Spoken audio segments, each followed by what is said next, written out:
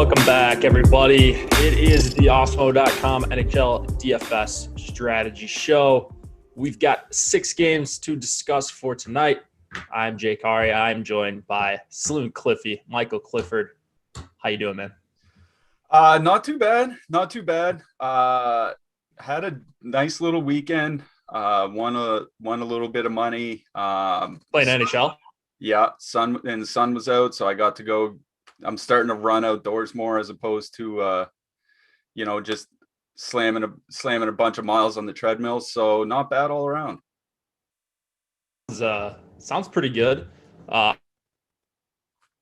old were you at? It's freezing. Yeah.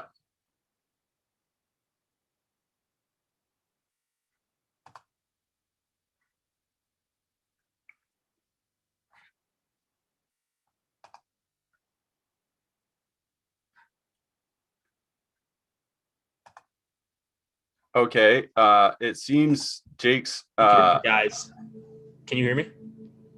You're cutting out a lot. Okay. Yeah, lawn care guys are doing some work out there, so hopefully that's not being picked up on the mic.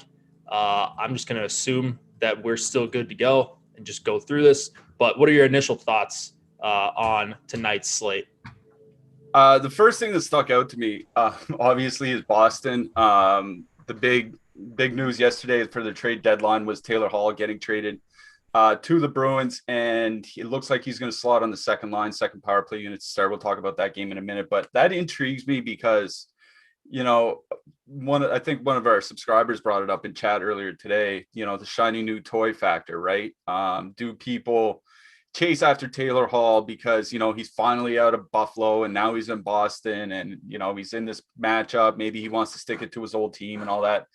The thing I want to kind of caution is, I wrote about this morning at Dobra Hockey, where I write about season-long hockey, is Taylor Hall at no point in his career has been a good goal scorer, right? He has one 30-goal season, and it was the year he shot like 15% or something like that. Like 6 out of the last 7 seasons, he shot he shot under 10%. He's at like 2 point whatever percent this year. That's obviously low, but it's not to say that he's going to come out and just turn into a 30-goal scorer automatically because he's not in Boston anymore. Like this guy, he shoots a lot, but he's not a good goal scorer. So I'm interested to see how this works out because, him and Krejci on the same line, they're both kind of the same player playing different positions. So I'm real interested to see how that works out for Boston. I'm interested to see how Mike Riley works out on the blue line too. We're going to get to him. But he's a guy that I think could be very good for them as a puck mover. And then obviously Washington with Anthony Mantha getting traded there, Jacob Vrana getting traded to Detroit. Mantha, like it seems like everybody wanted to talk about Vrana and what he can do in Detroit and all this, but Mantha, like he's been a really good player for a few years now. Like he was just shy of a point per game last year in an injury-shortened season for a terrible Detroit team. So Washington has had their struggles at times this year. So I'm really interested to see how Mantha fits in on that second line. And that's why, like, I'm interested in the slate because I want to see where the ownership goes on these new players. Like, are people going to chase after Hall now that he's in Boston, even though he's not playing with their premier players? Are people going to chase after Anthony Mantha, even though he's not starting on the top power play unit? I'm really interested to see how that ownership shakes out tonight.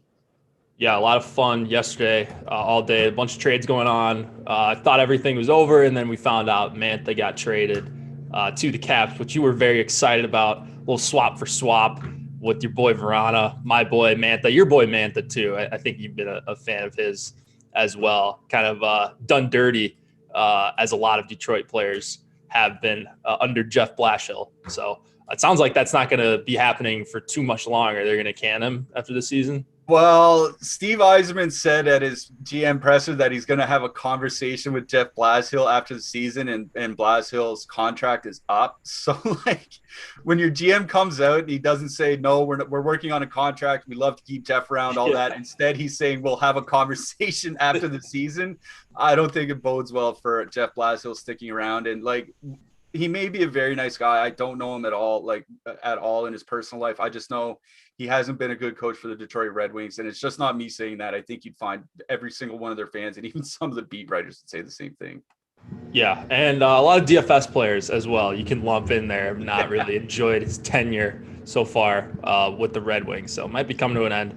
We'll see. We're a DFS show. We've got 6 games tonight, and couple. I'm glad that you're on this show because I think you could talk through a lot of the intricacies of how you expect some of these new line combos. We don't have a ton of new line information, I'm not saying, but like you mentioned, Hall. We talked about Mantha a little bit.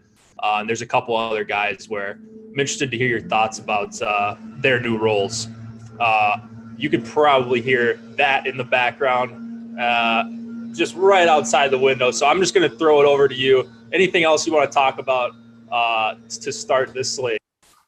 Yeah, I would say one thing to really watch out for is that Florida-Dallas game coming in late. Joel Canville said this morning that Anthony Duclair is back for Florida and he's going to the top line.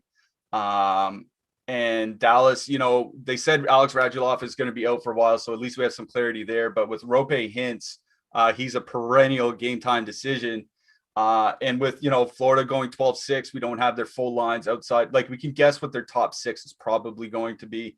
But they said they're going 12-6, so they, some guys might come in and out of the lineup. There could be something there with Dallas or with Florida. And then with Dallas, of course, with Rope Hintz, constant game time decision. That's one thing that concerns me because it's the last game of the slate, right? Like if Florida and Dallas, if something funky happens there, you have nobody else to go to other than the players in that game. So just one thing to keep in mind if you're stacking out of that Florida-Dallas game is that there could be line changes to come at warm-up, and they could stick you in a pretty tough spot because it is the last game of the slate.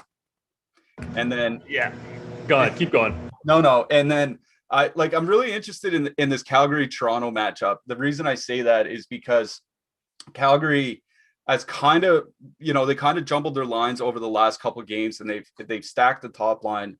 And most importantly, I think, is that they broke up Monahan and Gaudreau. Sean Monahan is a guy that I've kind of railed against a lot in season-long fantasy hockey over the years. I pretty much just pegged him as a passenger alongside Johnny Gaudreau. Now, neither of them are really having good seasons this year, but I want to see how Monahan can fare by himself. I think it would kind of expose him, for lack of a better term, to the fan base and to hockey fans in general, just to the caliber of player he actually is. Like, I don't think he's a bad player. I just think his results were way above normal because of who he was playing with, not necessarily because of how good he is. So I think this second line matchup coming into Toronto should be a good one to judge Monahan by. All right, before these guys get back and start blowing where the audience can hear it, we're just going to introduce the first game. Thanks for filling some time there like a true professional. Let's see. I don't have a lineup builder up. Yes, I do. There we go. We've got the Rangers and the Devils. 3.4 implied total for the Rangers. 2.6 for the Devils. Shesterkin and probably Mackenzie Blackwood are your goalies. I'm interested in a line. I can't remember if it was on a show with you that we talked about this. I think it was with Josh, actually, and you were in chat telling me that I might have gotten the matchups wrong. I think you were correct.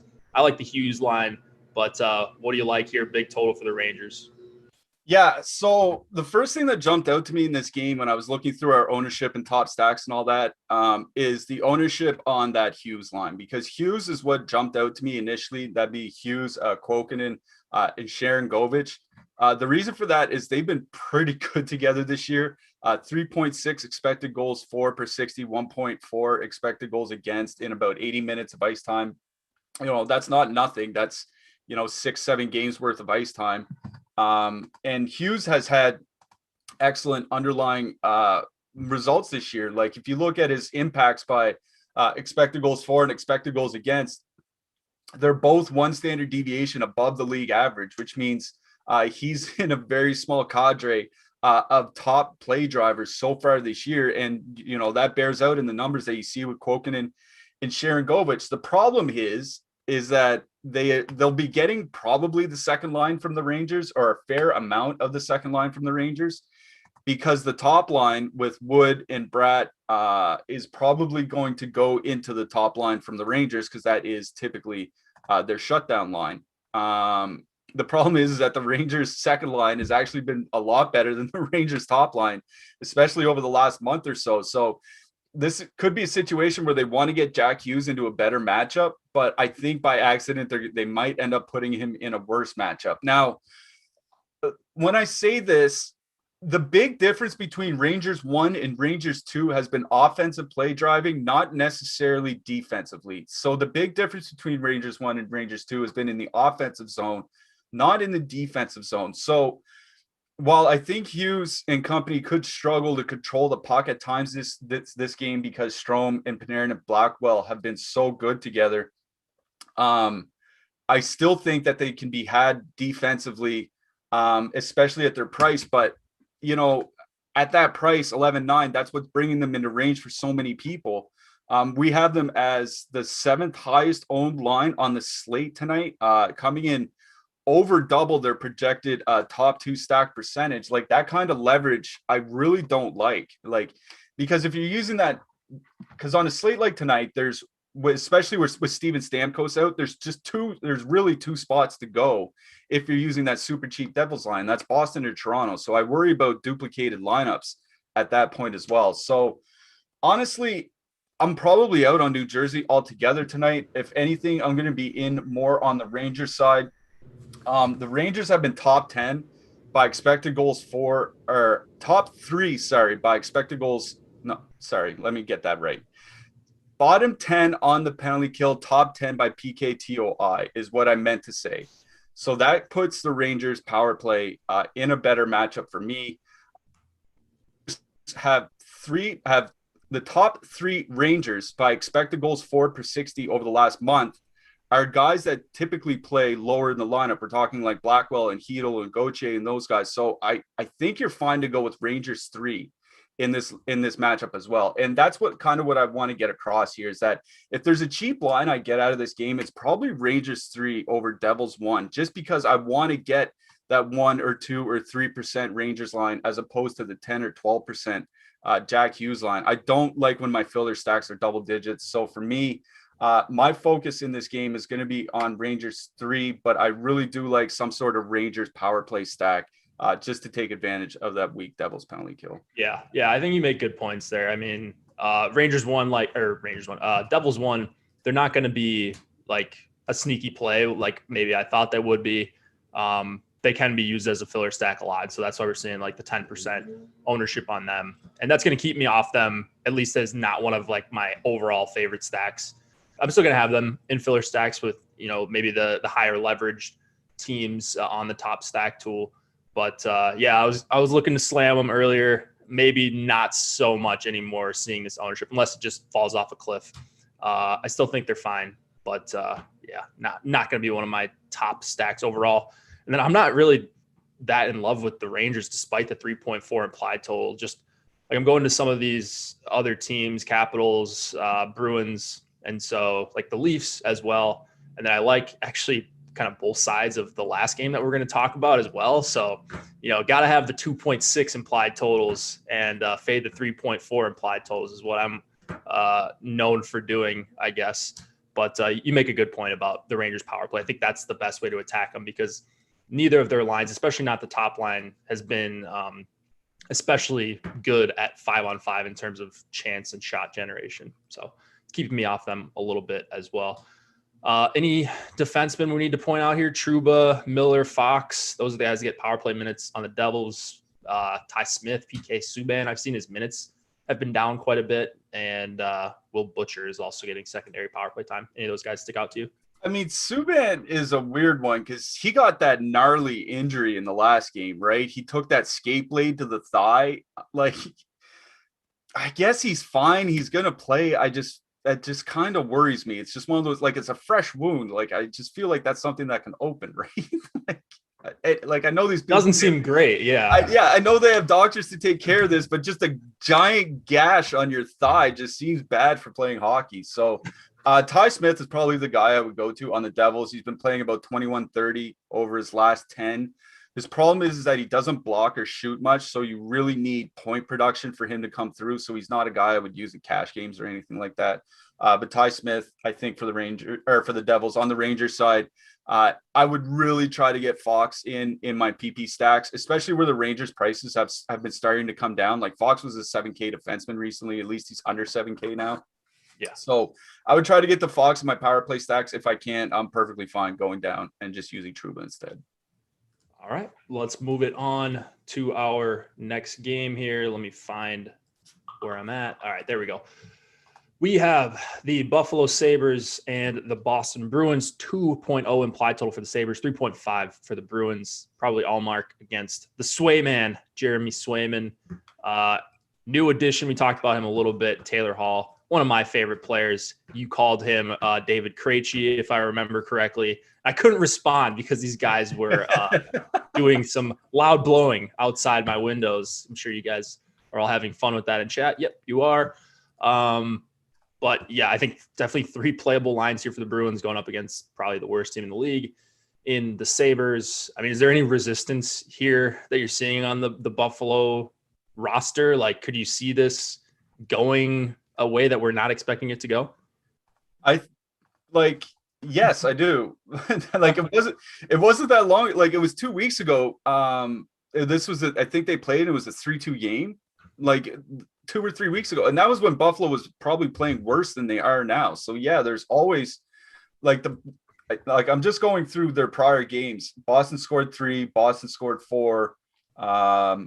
I guess they have a pile of games coming up because there was a bunch canceled earlier, but like Boston hasn't blown them out of the water yet. And that's kind of why they got Taylor Hall, is because this team hasn't been scoring outside the top line. I think I said it on yesterday's show that with Boston's top line off the ice, they've been scoring 1.5 goals per 60 minutes. That's just absolutely pathetic. Like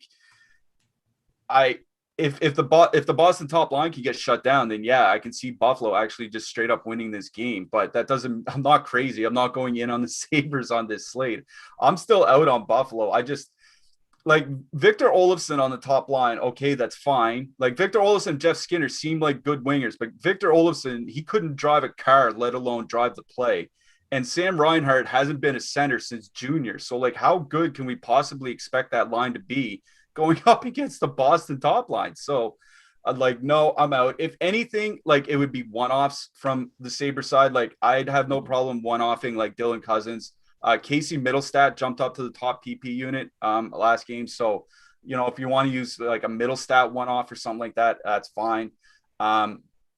I just don't have any interest in full stacking their lines. As bad as Boston has been offensively, they're still pretty good defensively. And they're getting Charlie McAvoy back tonight in all likelihood because he was a game time decision, but he was skating on the second power play this morning in practice. So that usually an indication that he's going to be back. So McAvoy is going to be back. Mike Riley's going to be into the lineup as well. Like Mike Riley, I know he was in Ottawa and we like to make fun of Ottawa, but Mike Riley's like underlying metrics, playmaking metrics, like zone entries, zone exits, shot assists are all better than Matt Grzelcyk's, all of them.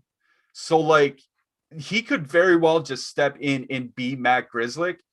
So like, let's say Boston, like don't say that Mike Riley's coming in. We don't know how he's going to play. Let's say Boston were to get McAvoy and Grzelcyk back tonight. How high would we be on Buffalo as a whole? Like none. So out on the Sabres. Like I said, one-offs. If you want to run off Olofsson or Middlestat or something, that's fine. But that's not it for me. And for Boston, I get going to the top line. Like this is a great matchup for them. We have them as a great leverage option. We have them as 38% top 2 stack on our top 2 stacks tool, but 17% ownership.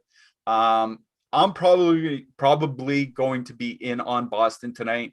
I would probably prefer them over Toronto, but I don't think that's anything groundbreaking, especially when you consider the matchups. I think if anything, I would probably if I wanted to avoid Boston chalk top line, I would dump down to the third line. Coyle, DeBrusk, Ritchie. Like DeBrusk and Ritchie are bona fide second line scorers, and Charlie Coyle is a bona fide second. This is a second line that's playing as a third line.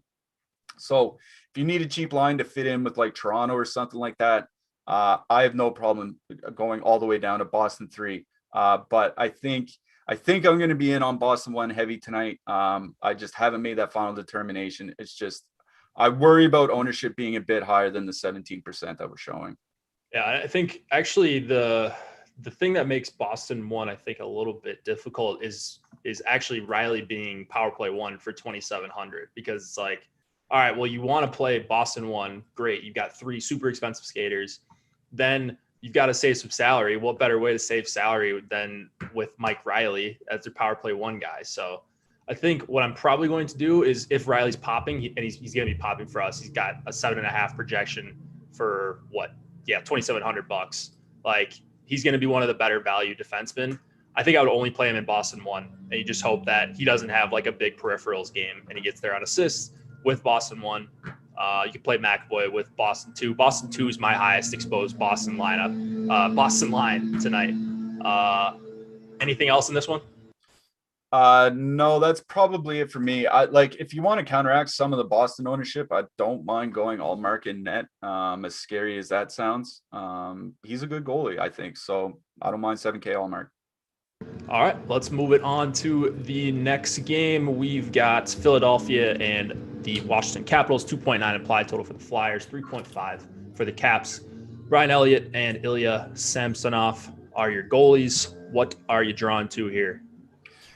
So the first thing that jumped out to me, obviously, with Anthony Mantha getting the trade, is where Anthony Mantha is going to line up. And lining up with Backstrom and Oshie, I think, is probably a pretty good spot for him, because, like, they're different players in size and stature and all that, but Oshie and Mantha kind of remind me of similar players on the ice, like just in like, you know, like Oshie shoots, but he doesn't shoot a ton.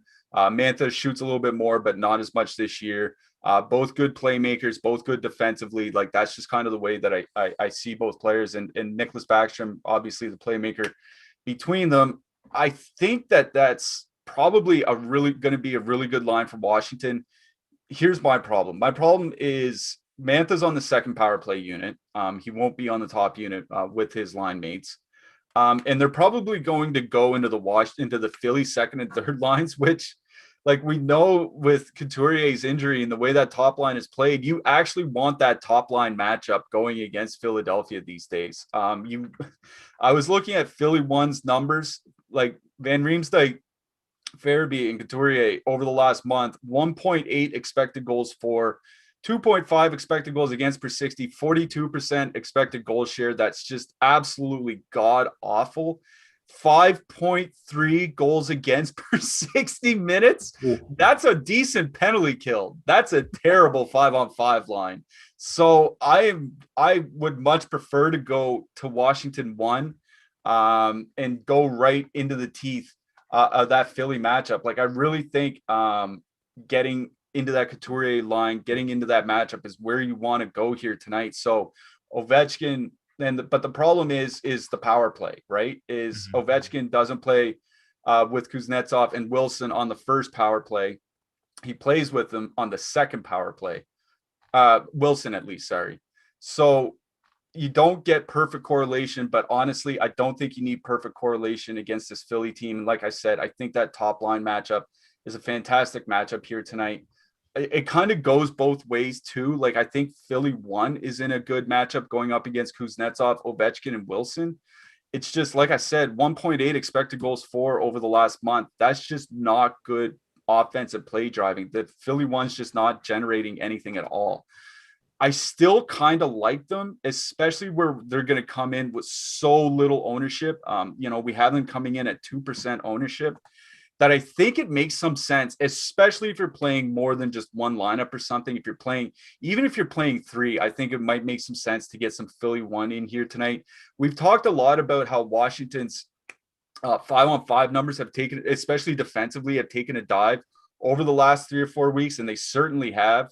So I'm not too afraid of that Washington 1 matchup. I'm not too afraid of the penalty kill matchup. I'm not afraid of anything Washington offers. So I like both top lines in this game. If I had to choose just one, it'd be the Philly top line, because I really want to get them at 2% ownership. I just want to get them at low ownership is what I want to do on this short slate. So I do like Philly 1 for ownership reasons. If you just want to go Washington 1, I'm fine with that. I think they could blow the doors off here tonight. I just want to go to Philly for an ownership play. But honestly, I think if I were to go to Philly, it would be the top line. It wouldn't be the second line because I don't want that second line going up against Backstrom, Mantha, and Oshie. I think that's a terrible matchup for Philly's second line. So I like both top lines in this game. If I had to pick one, it would be Philly 1, or it'd be Philly 1 over Washington 1.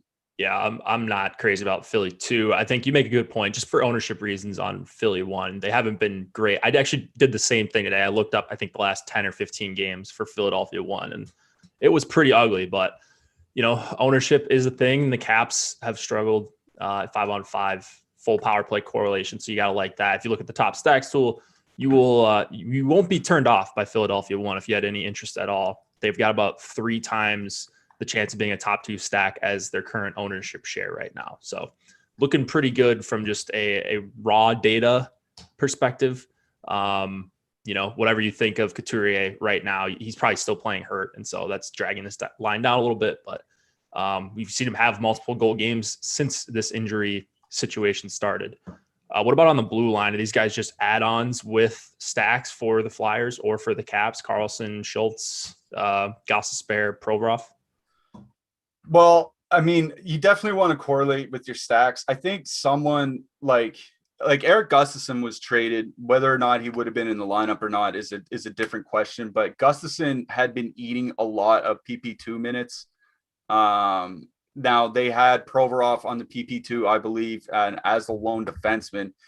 But when Gustafsson's been out of the lineup, they've used Travis Sanheim on that second power play unit a fair bit, and I do believe Sanheim has been pretty near around 21, 22 minutes for a while now. So don't mind Sanheim down to 3K playing 21, 22 minutes. He might get some secondary PP time. I'm not counting on it. I don't have it factored in to my projections today. I'm just saying that he could get some because he has gotten some when Gustafsson's not been there and Gustafsson got traded. So don't mind Sanheim. He's probably the only cheap defenseman I really like out of this game. I think Justin Schultz actually makes sense too for Washington, especially if you want to use Anthony Mantha, or especially if you're going to use Tom Wilson or something like that to get some additional secondary power play usage. Like, he's been right around the second most used defenseman, a distant second behind John Carlson, but right around the second most used defenseman for Washington over the last month. So if you want to get a bit different, if you're worried about Washington ownership and all that, I don't mind dropping down from Carlson to Schultz. All right. Before we move on to the second half of the slate, just want to point out that we are sponsored by Jock Market. As you guys know, you can see in the top right hand corner, we'll talk about the deposit bonus you can get.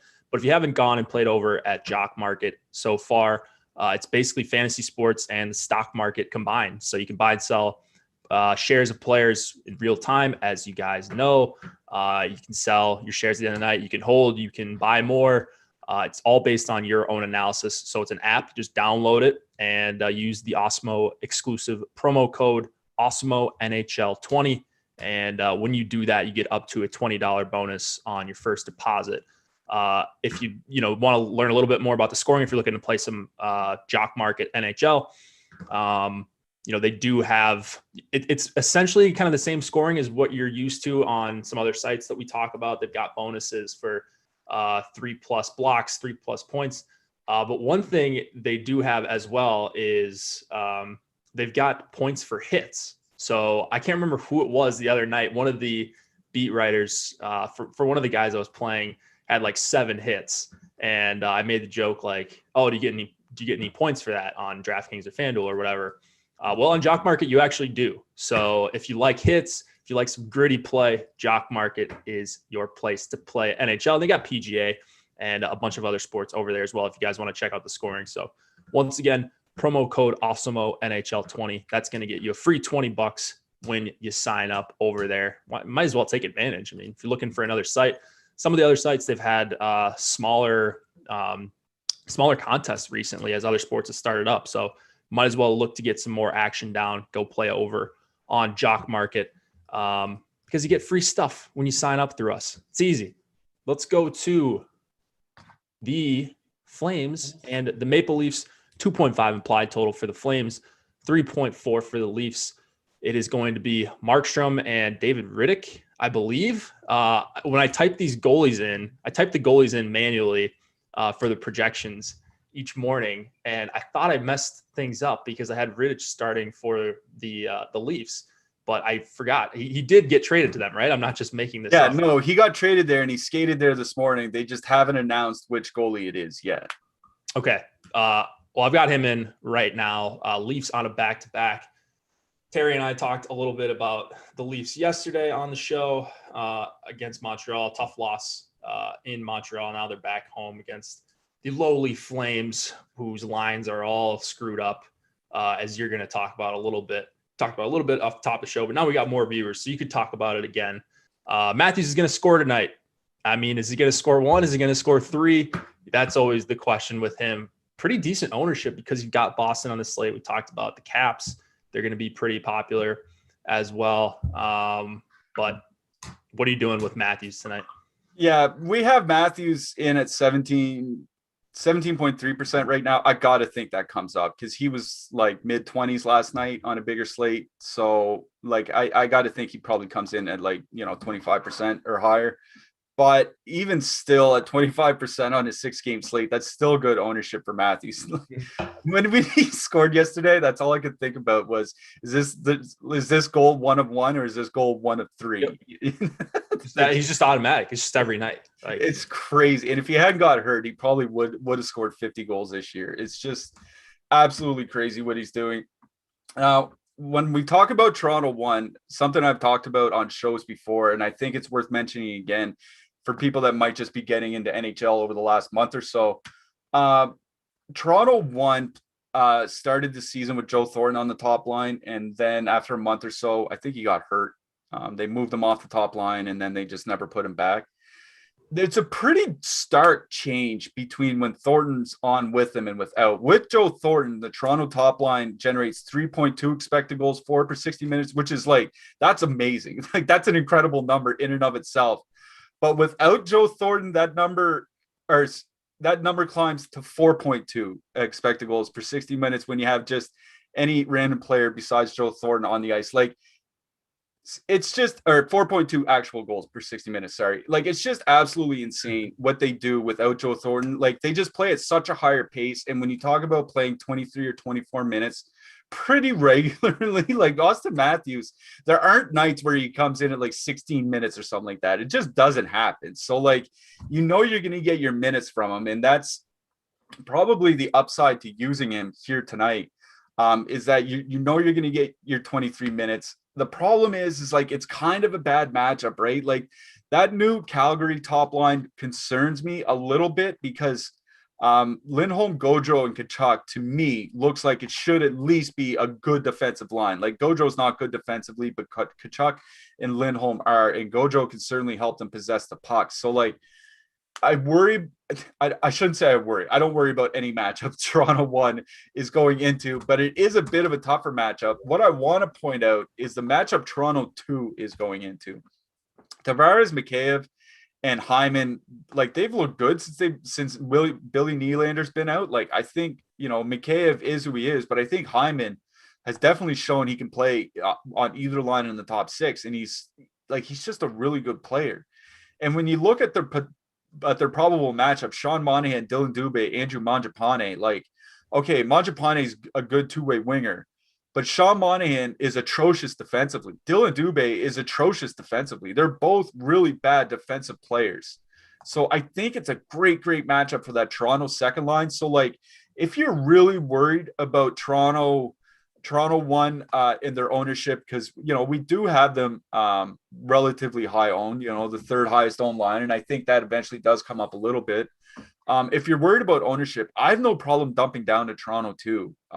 Even as a full stack, because Toronto has been, they've been effectively running 2 split PP units now that Thornton and Simmons are on the top power play unit.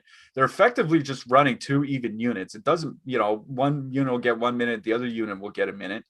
Tavares and Hyman have looked good, like I've said, in a small sample together. That line has 3.4 expected goals for per 60 minutes. That's just outstanding. And they're going to go into that great matchup against the Calgary second line. So I don't have problem playing literally any of the top three lines from Toronto here tonight. If I were to pick one to focus on for matchup, for pricing, for ownership, for all that reasons, I really do like Toronto too. I think some sort of like Josh stack even makes sense here tonight.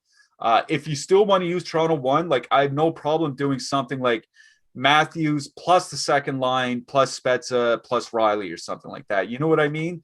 Like go ahead, go get your 17 DK points because Austin Matthews got his goal in 4 shots plus a block or whatever.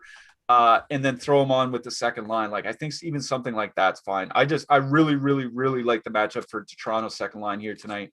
So that's who I'm going to be focusing on. I think Calgary's top line is definitely in play for me because of the ownership. They're coming in right around their ownership, right around 5 or 6%. Anytime I can get a top line at 5 or 6% ownership on a 6-game slate, they're going to interest me. So I do have interest in Calgary 1. I just have a ton of interest in that matchup for Toronto 2 here today.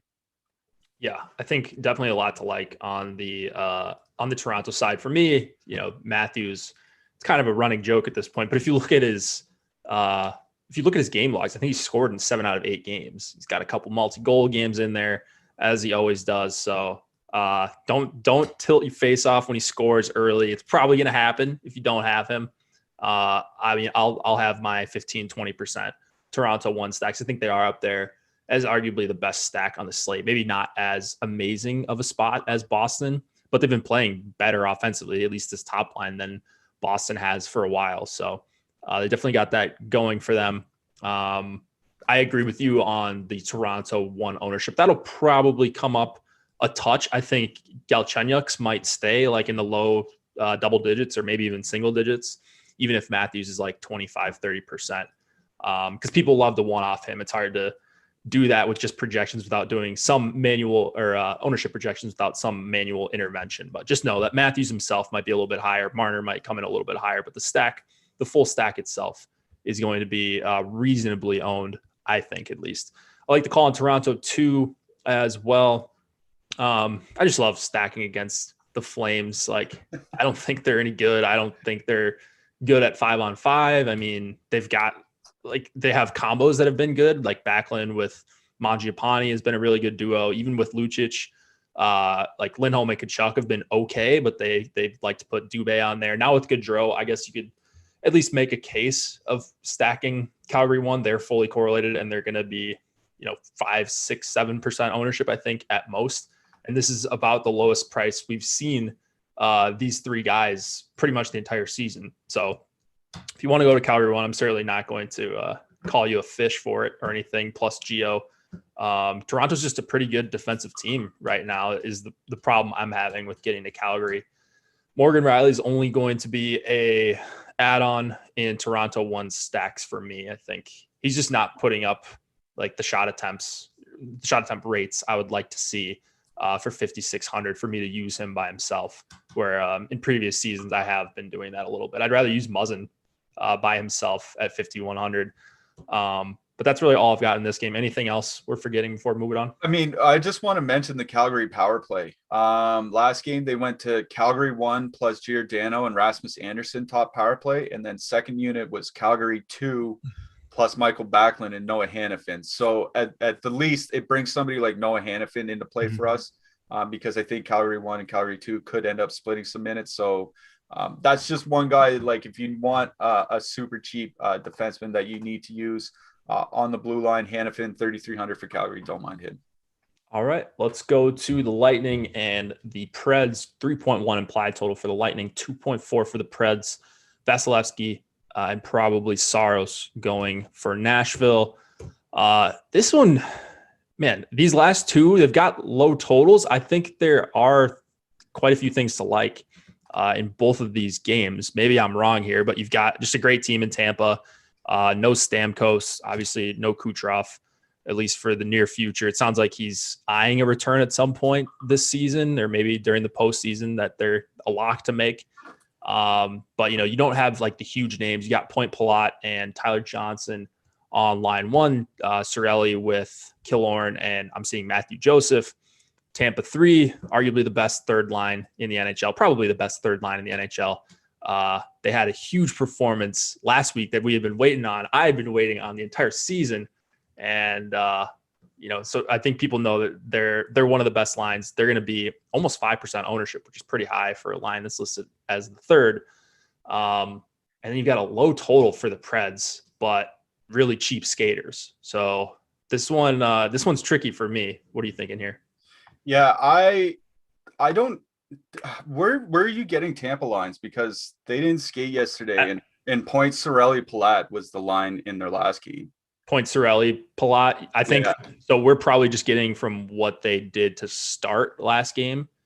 What did they go Point Palat and Sorelli the whole game? Yeah. Okay. Start to finish. Huh. Okay. So, well, then and the thing is I've been looking on Twitter all day for like lineup information or anything from their beat writers. And I can't find anything. So, I don't know.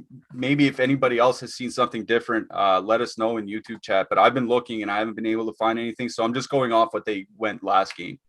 Okay.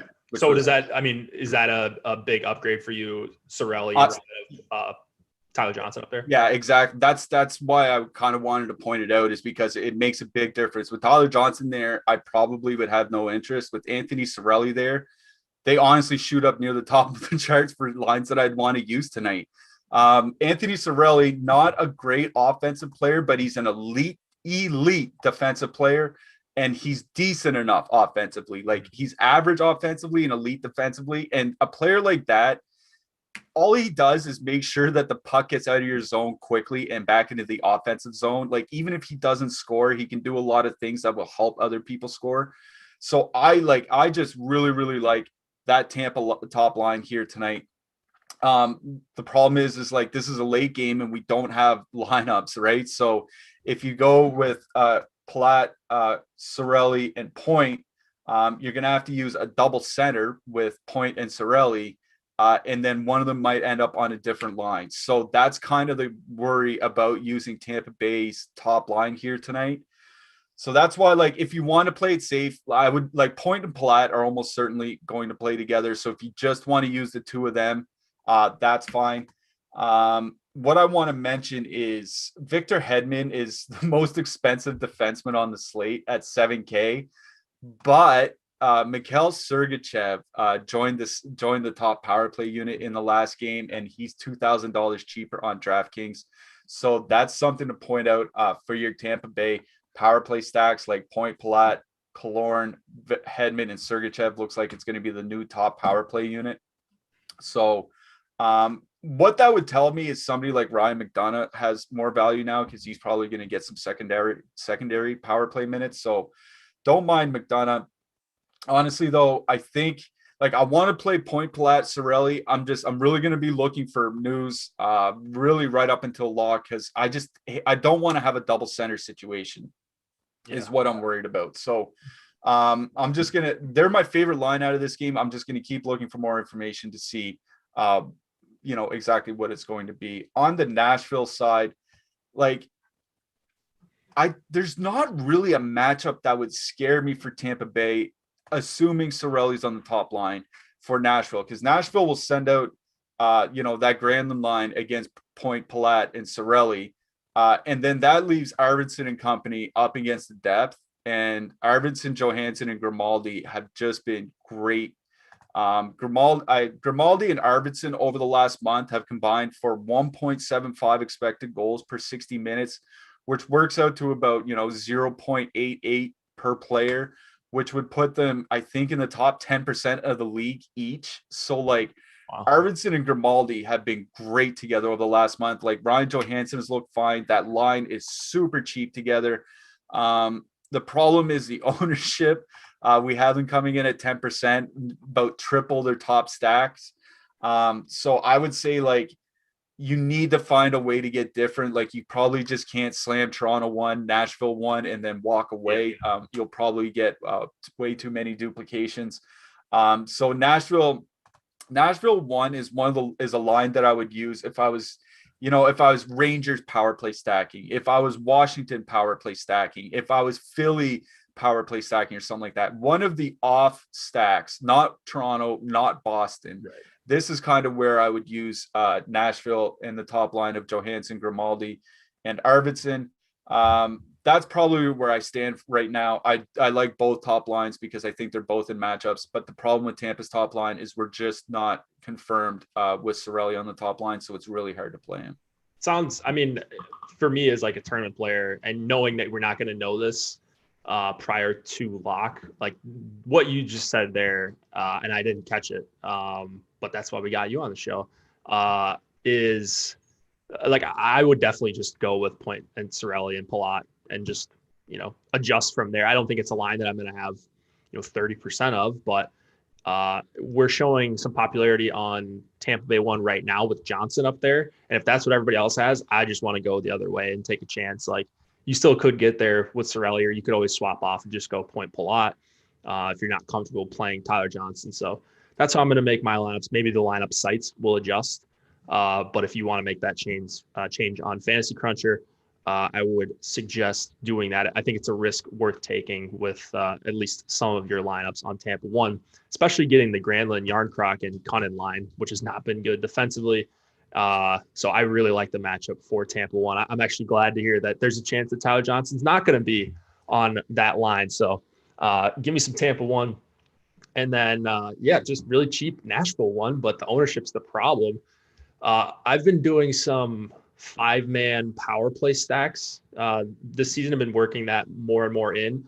So if there's one on the slate with a double center, like I think you mentioned Kuznetsov might be off the top power play, right?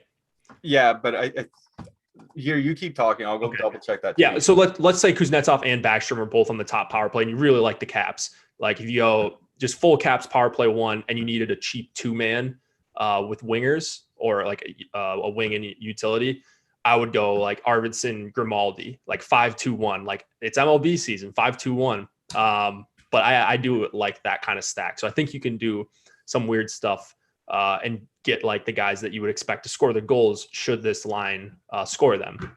Grimaldi and Arvidsson, Johansson, more of a distributor, $2,900 though. So you could full stack it, but if you're doing cookie cutter 4-3-1, that's when you start talking about dupes. It's a short enough slate where I'm pretty worried about duplication tonight with some of this soft pricing. So leave some salary on the table, leave a guy off.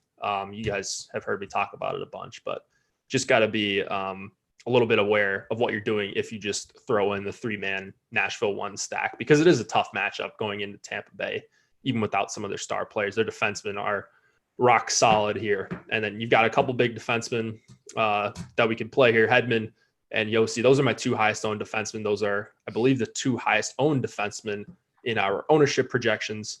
Ekholm and Ellis, I think, are definitely viable as well. I'm getting to a bunch of Ellis for 4,200.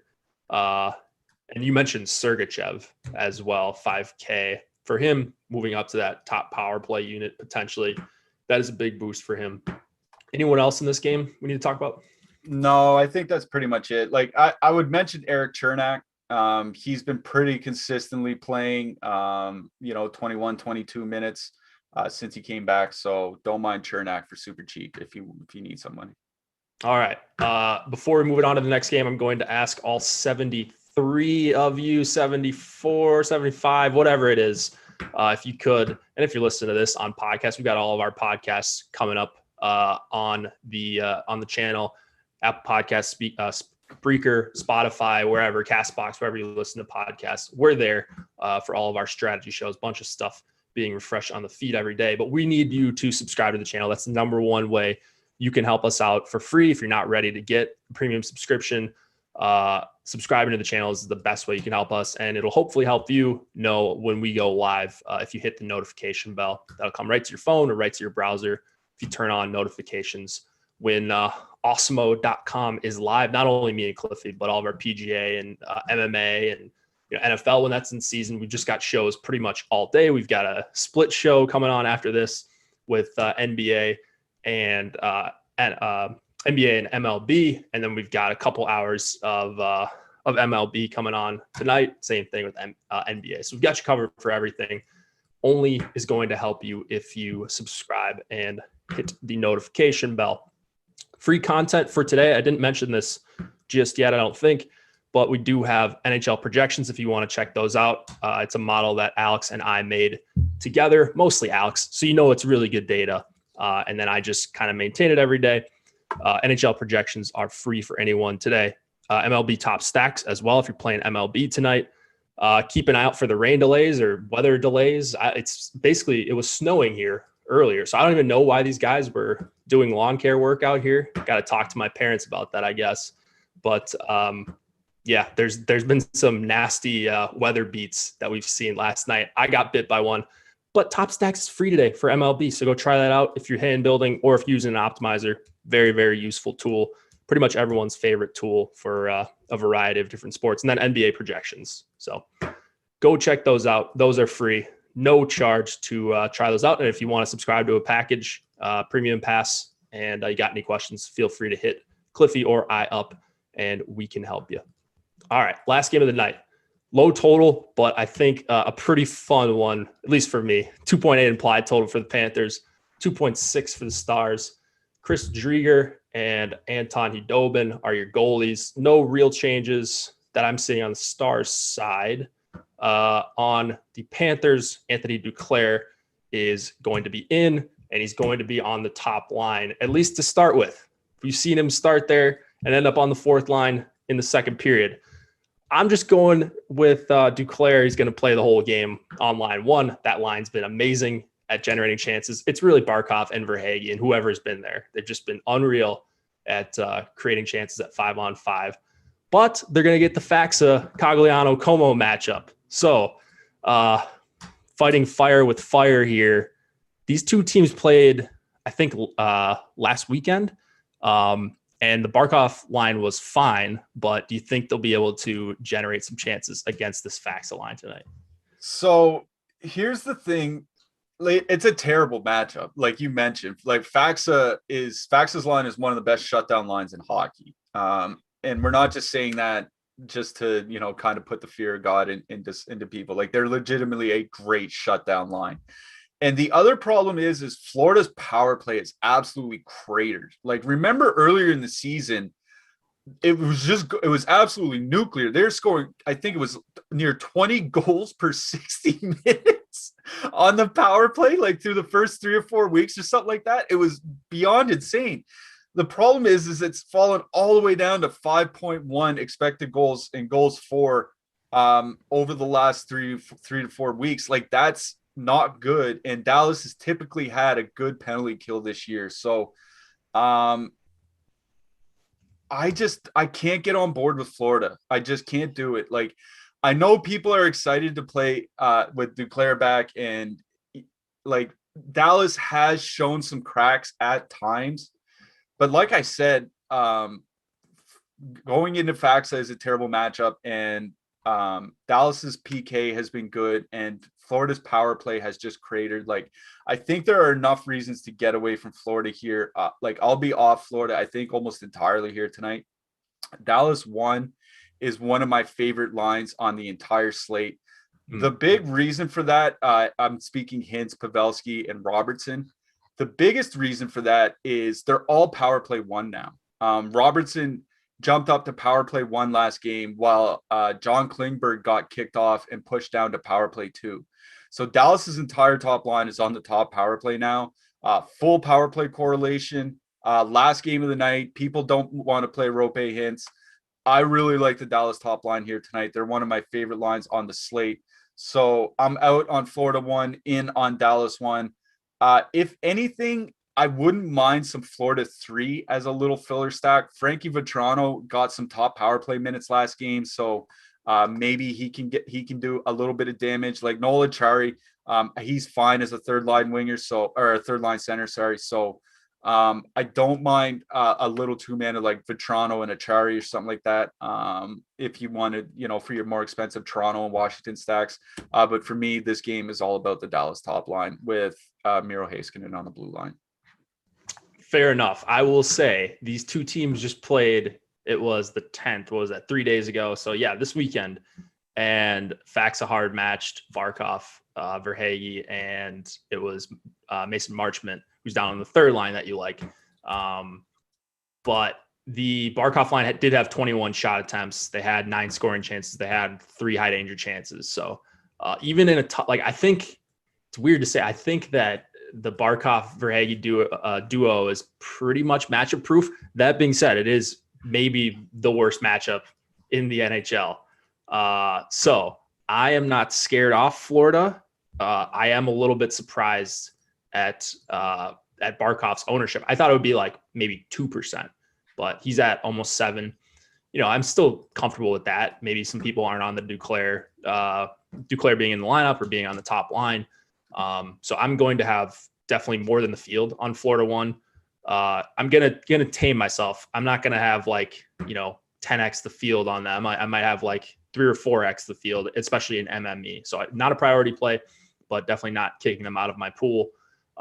You made a great point on Dallas 1. I'm right there with you as well. They're one of my favorite stacks as well. So hoping for a lot of goals from the respective top lines in this game. And then got some defensemen on both sides you can go to. Well, mostly on the Dallas side, Klingberg, Heiskanen.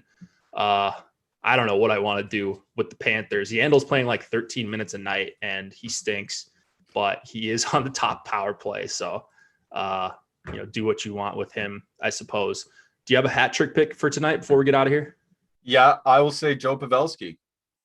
All right, so right back in this game. Yep. I will say, man, I didn't have one queued up. I forgot to think about this. Let's go with Taylor Hall. First game as a Bruin, $40. I do like me some Boston too. Taylor Hall will silence the critics in our Slack chat. There will be no Taylor Hall slander until the next game after tonight. So good luck tonight, everybody. Thank you for joining. Subscribe to the channel. Check out Jock Market. Promo code Awesemo NHL 20 is how you get a free $20 when you sign up there. It's free. Might as well go check it out. Play some stocks, play some DFS. It's basically a really nice combination, and get some points for hits for your NHL gameplay over there. Again, good luck. We will be back tomorrow. Cliffy and Josh will be back tomorrow, breaking it down for you, those winning Florida 1 lineups with Taylor Hall. See you then.